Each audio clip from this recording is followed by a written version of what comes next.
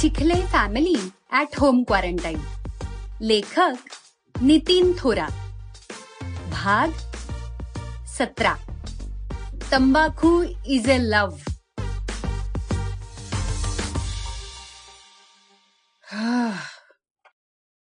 तंबाखूची तलब लय वाईट बाबा. काल पाहिलं ना, गुजरातमध्ये तंबाखूचं दुकान उघडलं तर लोक कशी एकमेकांच्या बोकांडी बसून दुकानात घुसली होती. खरं सांगायचं तर या सरकारला कळतच नाही. तंबाखू ही जीवनावश्यक वस्तू आहे, पण आपण काय सांगाय गेलो तर आपलं तोंड दिसतं.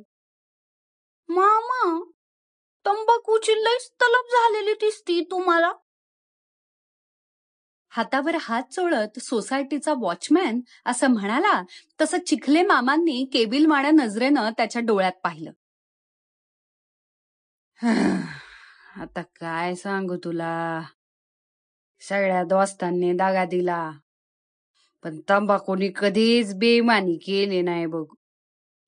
बायकोनी कितीतरी टायमाला डोकं खाल्लं, पण तंबाखूनी नेहमी डोकं शांत ठेवले.